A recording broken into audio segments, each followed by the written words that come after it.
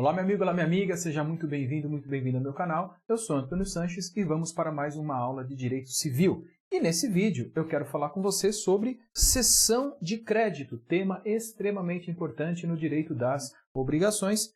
Já te convidando para conhecer as minhas redes sociais e se inscrever no canal, caso você não esteja inscrito ainda.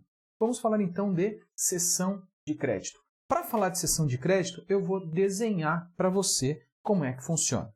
Lembra que numa obrigação eu tenho o credor e eu tenho o devedor.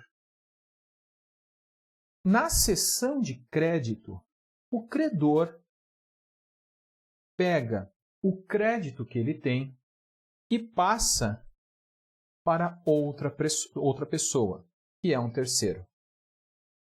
O terceiro, portanto, vem aqui, vem para o lugar deste credor.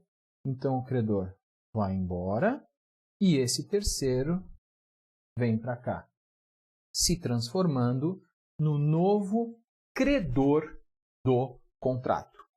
Isso é uma cessão de crédito. É a troca do credor. Abra o seu Código Civil no artigo 286 para acompanhar o raciocínio que nós vamos fazer daqui para frente. Ok? Vou voltar, tá? Só que agora eu vou dar nomes para você, tá? Então, digamos que eu tenho aqui o Paulo, que é o credor. Eu tenho o Marcos, que é o devedor. O Marcos é o devedor. E aí imagina que eu tenho aqui o José, que quer entrar nessa obrigação. Vamos imaginar que nós temos aqui um crédito de R$1.000. Nós temos um crédito de R$1.000. E aí o que acontece? O Paulo vai ceder o seu crédito a José. Aí você deve estar pensando, mas por que o Paulo vai fazer isso? Por que o Paulo vai ceder este crédito para o José? Porque o Paulo tem medo de não receber. Então o José vira para o Paulo e fala assim, Paulo, você tem 1.000 para receber de Marcos. Eu te pago 800.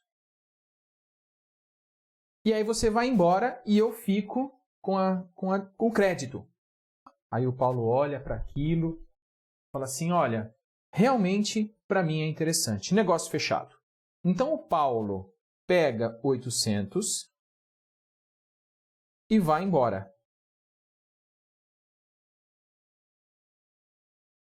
O Paulo foi embora. O José sai daqui da posição de terceiro e vem para cá. Ele veio para a situação de José. Aí o Paulo, que cedeu o seu crédito para José, ele é cedente. Ele cedeu o crédito. O José é o cessionário.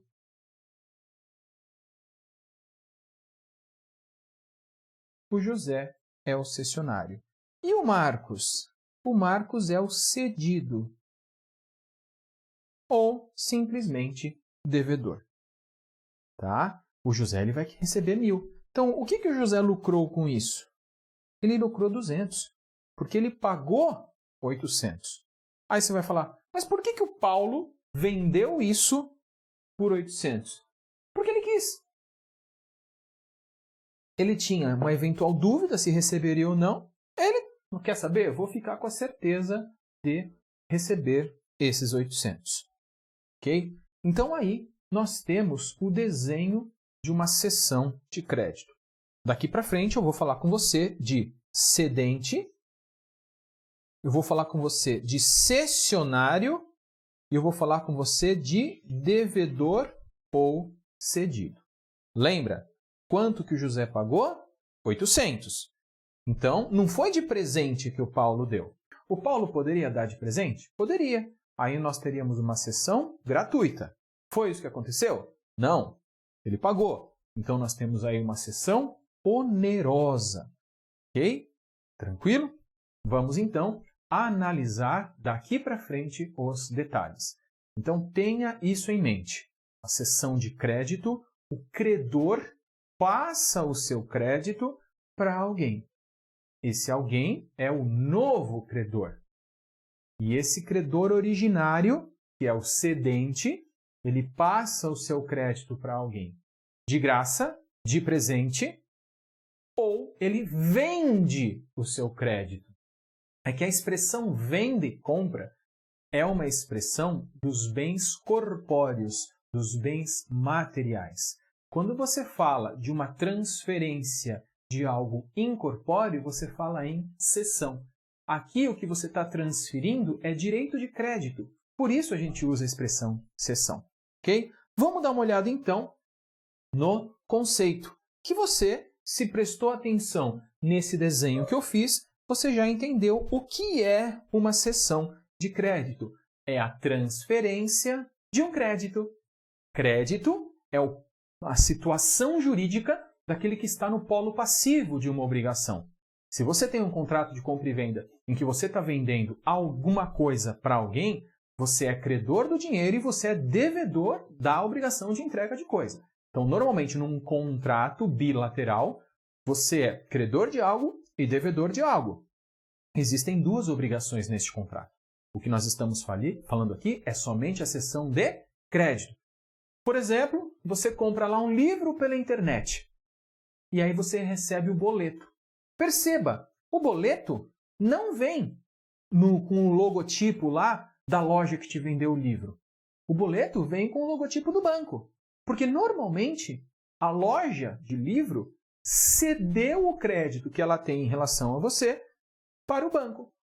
O banco é cessionário. O banco passa a ser o seu novo credor. É claro que existem N tipos de contratos que podem ser celebrados entre o banco e a loja de livros que está vendendo pela internet. Esse exemplo da cessão de crédito é um deles. Pode ser isso ou pode não ser.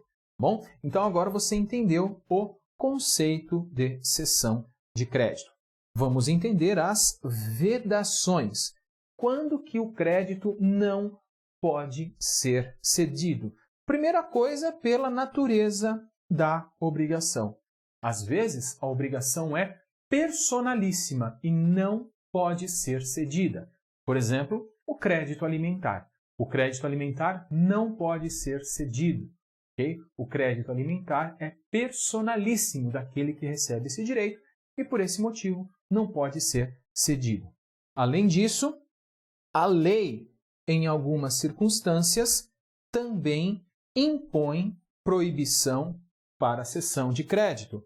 Um exemplo, abra aí no seu Código Civil o artigo 520, que fala da proibição do direito de preferência ser cedido, ou direito de preempção. Direito de preferência estabelece que se você for vender alguma coisa, primeiro você tem que oferecer para uma pessoa. Se essa pessoa não quiser, você pode oferecer para outras. Tá? Então, essa pessoa que tem o direito de preferência, ele não pode ceder, porque a lei proíbe. O artigo 520 proíbe que isso aconteça. Além disso, também é possível que o próprio contrato estabeleça vedação à cessão de crédito. E aí, então, a cláusula de vedação de cessão pode estar no próprio instrumento, o que é sempre melhor, ou pode estar num instrumento em apartado. A cláusula que proíbe a cessão pode ter sido entabulada, pode ter sido estabelecida num outro momento, numa outra oportunidade. E aí tem algumas consequências jurídicas disso que a gente já vai ver. Ok? Coisa interessante é o crédito penhorado. O crédito penhorado não pode ser cedido a partir do momento em que o credor é notificado. Como assim, Antônio? Crédito penhorado? É simples. Imagina que você tem dinheiro para receber de alguém. Aí, você entra com um processo contra essa pessoa, procura os bens para penhorar e não encontra. A única coisa que você encontra é um dinheiro que essa pessoa tem para receber dali um mês. E aí você fala, quer saber? Vou penhorar este crédito que ele tem. e aí você penhora. Tá? Então, imagina você é credora do Marcos. Aí o Marcos é credor do Antônio. O Marcos tem um dinheiro para receber do Antônio. Então você, neste processo entre você e Marcos, você vai penhorar o crédito do Marcos. E eu, Antônio, vou ser intimado. Para quê? Para eu não pagar para o Marcos. Porque se eu pagar para o Marcos, eu pago mal. E se eu pagar mal, eu pago 2 vezes.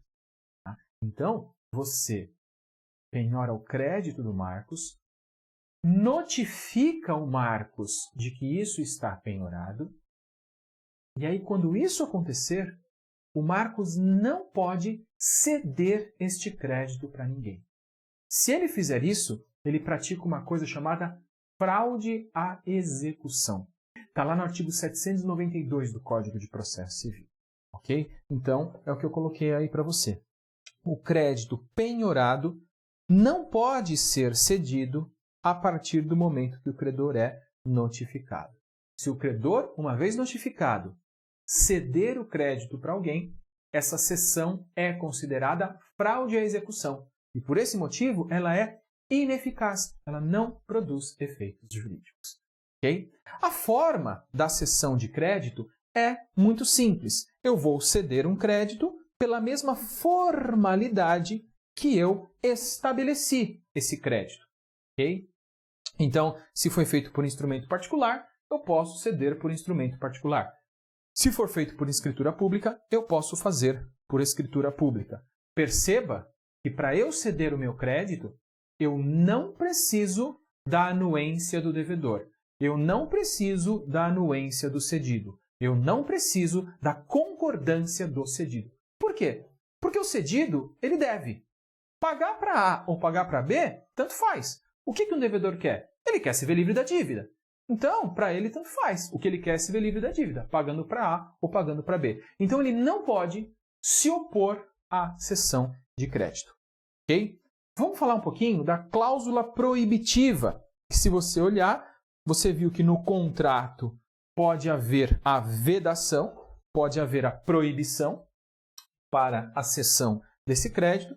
E eu falei para você que essa cláusula proibitiva pode estar no mesmo instrumento do crédito cedido ou pode estar em instrumento apartado do crédito cedido. Qual é a diferença? A diferença é a consequência em relação ao cessionário. A diferença é em relação ao cessionário. Por quê? Se ela está no mesmo instrumento, ela é oponível ao cessionário. Se ela está em instrumento apartado, ela não é oponível ao cessionário, que não conhece a proibição. Antônio, tá difícil. Dá para desenhar? Dá sim. Você imagina que você tem o credor, você tem o devedor. O que o devedor quer? Se ver livre da sua dívida. Como é que ele se vê livre da dívida? Pagando. Para quem? Não interessa, ele quer pagar. Imaginem que neste contrato não tem cláusula de proibição. Se não tem cláusula de proibição, este devedor vai pagar para qualquer credor, para qualquer pessoa que ostente o status jurídico de credor. Okay? Agora, se tiver cláusula proibindo, esse devedor sabe que só se livra da dívida pagando para esse aqui.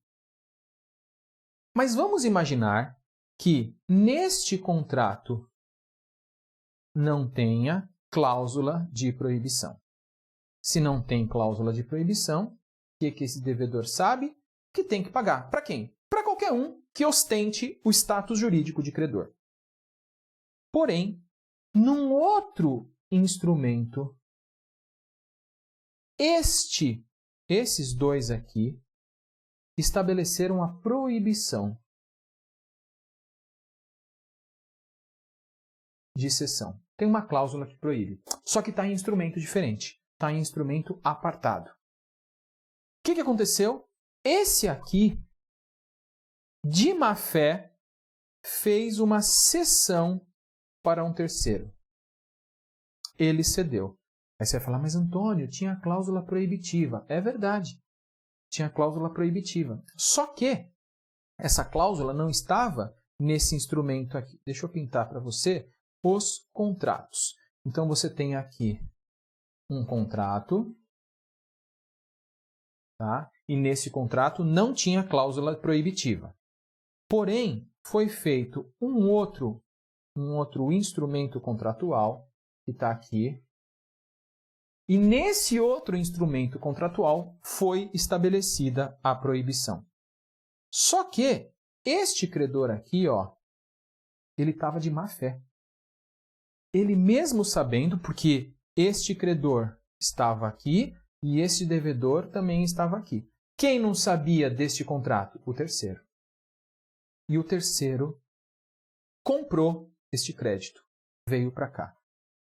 Vamos dar nome. Então, aqui eu tenho o João. Aqui eu tenho o Pedro. O João cedeu o seu crédito para Pedro. Então, o João foi embora. E quem ficou aqui? Pedro. Pronto. O que o Pedro fez? Foi lá cobrar. Vamos imaginar que o devedor aqui é o José. Ele foi cobrar do José. O que o José falou? Não te pago, Pedro. Como assim não me paga? Não te pago, tem cláusula proibindo a cessão. Aí o Pedro vai falar o quê? Olha, essa cláusula não está no contrato entre você, José, e o Paulo. Então, o que acontece?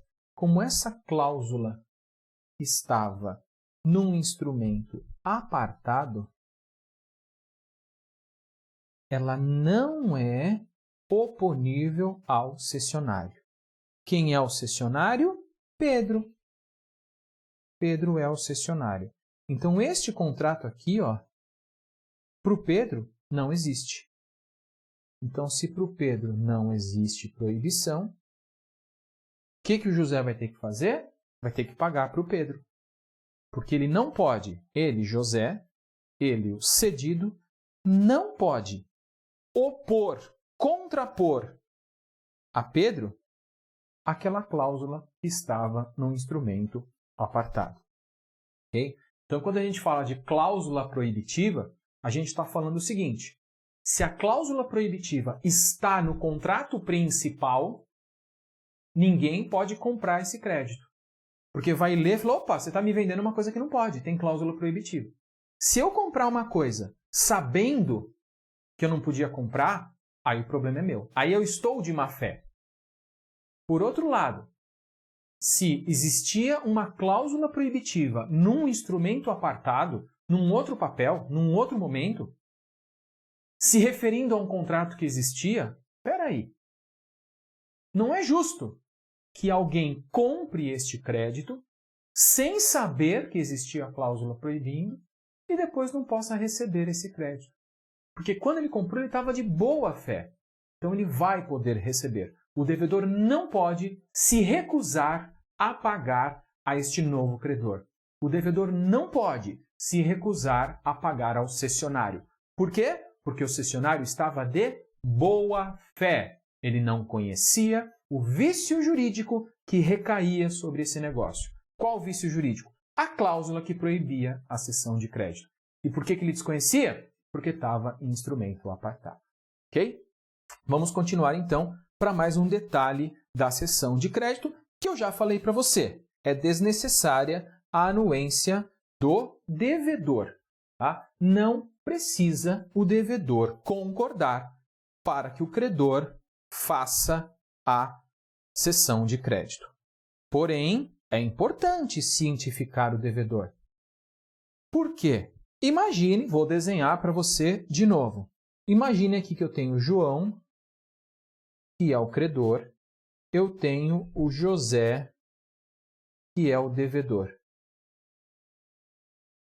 João é o credor.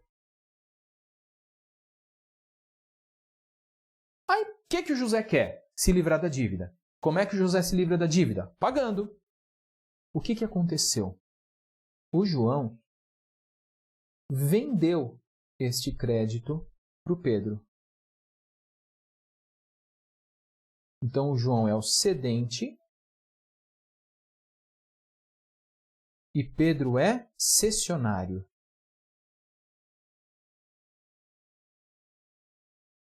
Pedro é cessionário. O que o José quer? Se livrar da dívida. Como é que se livra da dívida? Pagando. Só que o José não está sabendo disso aqui, ó. O José não está sabendo que houve a cessão. O que o José faz? Paga para o João, na maior da boa-fé. E o João, sem vergonha, foi embora com o dinheiro. Ele não falou nada. Pegou o dinheiro e foi embora. Aí, o que vai acontecer? O Pedro foi cobrar do José. Olha, José, eu sou cessionário, eu recebi essa cessão aqui e agora eu quero receber o dinheiro. O José vai falar assim, olha, na minha cabeça, eu devia para o João. E paguei para ele. Está aqui a quitação. Nesse caso, quem se dá mal é o Pedro. Por quê? Porque como o José não estava sabendo da cessão, ele não tinha a fé. Ele estava de boa fé. E com essa boa fé, ele pagou para o João. Então, ele está liberado da dívida. O Pedro não vai poder receber. Para ser oponível a ele quem? Ao devedor, para que o Pedro possa cobrar do José, o que tem que acontecer? José tem que ser cientificado. José tem que ser informado de que está sendo cedido o crédito do João para o Pedro. Aí sim, se o José sabe desta cessão e mesmo assim paga para o João, aí ele paga mal. E você sabe, quem paga mal, paga duas vezes. E é por esse motivo que é tão importante notificar o devedor. Não é importante notificar o devedor para valer a cessão. Não. É para evitar que esse devedor pague para o credor primitivo, que esse devedor pague para o cedente e esse pagamento seja válido e esse pagamento libere o devedor. Porque aí o cessionário se dá mal, aí o cessionário não vai receber. Ok? Agora, se houver várias cessões, aí é simples. Prevalece aquele cessionário, aquele novo credor que tem efetivamente o título que está transferido. Ok? Vamos ver então as defesas que o devedor pode utilizar. Então você tem aqui o credor cedente. Você tem o novo credor, que é o cessionário. E você tem o devedor, que é o cedido. E você tem o cedido. Tá? Então, você tinha esse contrato inicial. O devedor devia para esse aqui. Como esse credor cedeu, o que aconteceu? Esse devedor passa a ser devedor desse aqui. Quando esse aqui for cobrar,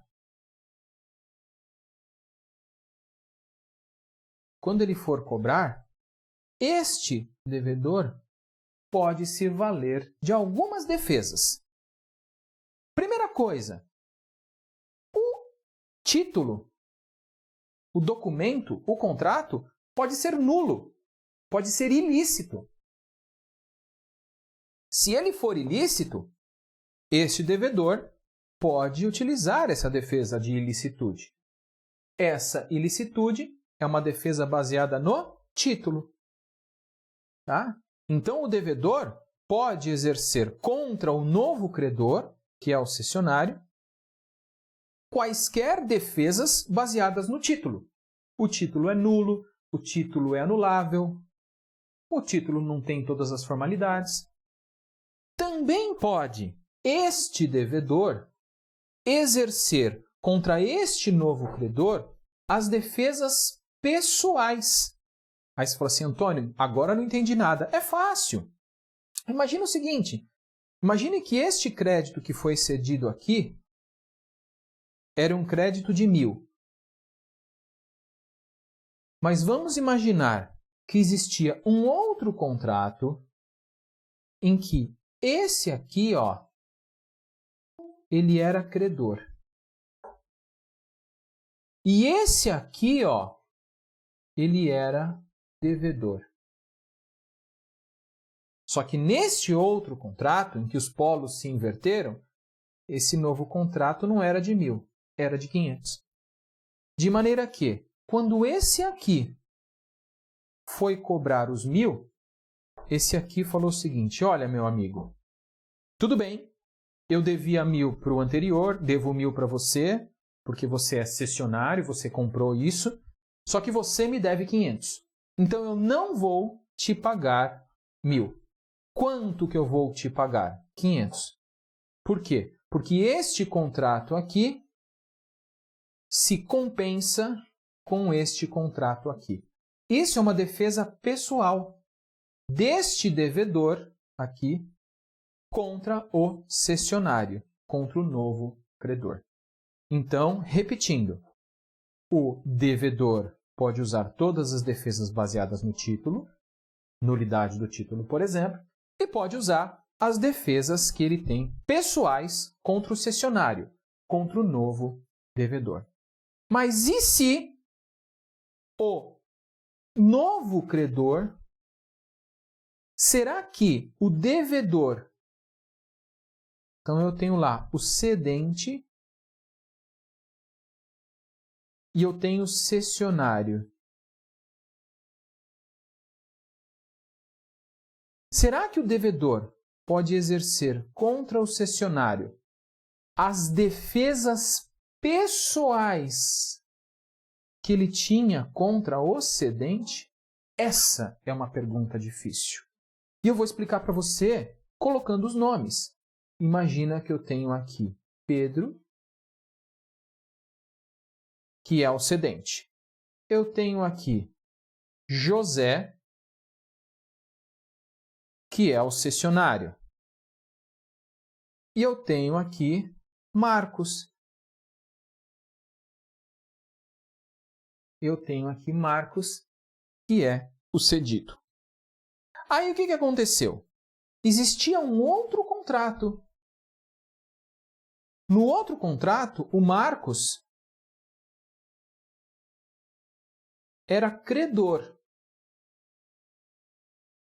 de Pedro, tá? Esse contrato aqui era de 1.000 e esse contrato era de 500. Vou fazer um 5 decente. Era de 500. Porque na cabeça do Marcos, ele estava assim, olha, quando o Pedro vier me cobrar os 1.000, eu não vou pagar 1.000 para ele, eu vou pagar só 500. Porque entre mim e Pedro, pensava o Marcos, existe um outro contrato que me dá 500. E a vida seguiu desse jeito. Um belo dia, o José chega para Marcos e fala assim, Marcão, o negócio é o seguinte, meu camarada. Eu comprei do Pedro aquele crédito de 1.000. Então agora eu sou o seu credor. Me paga os 1.000. E o Marcos fala assim, opa. Eu não fui informado disso até agora. Eu pensei que eu só tivesse que desembolsar 500. Porque eu sou credor do Pedro de 500. Então, meu amigo, minha amiga, note.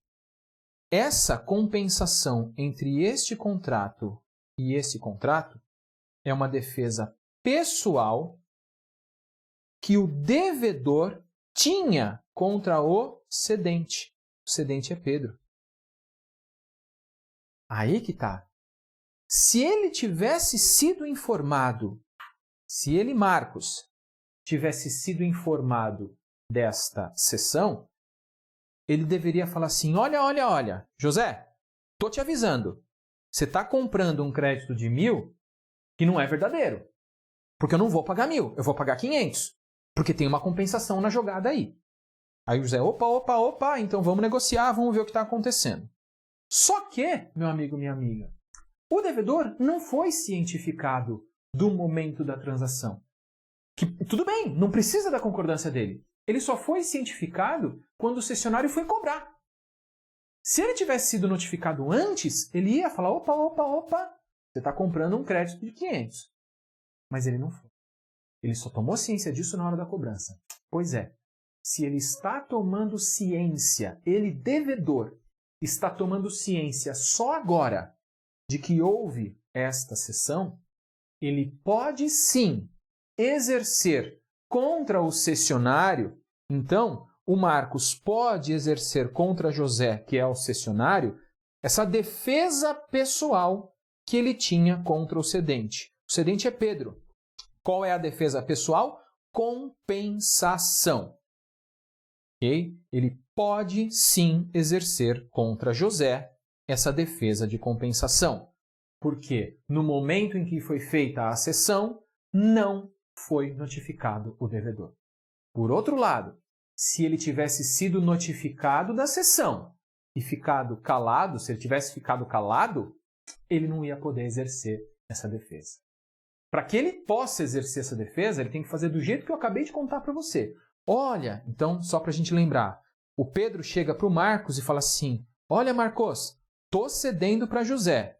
Aí o José vai falar, olha, Marcos, eu agora sou o seu novo credor de 1.000. O Marcos vai falar, opa, pode parar. Eu não vou pagar 1.000 não, eu vou pagar 500 porque tem uma compensação para alegar. No momento em que o devedor ficou sabendo da cessão de crédito, ele se manifesta. Opa, tem uma defesa aí que eu vou exercer lá na frente.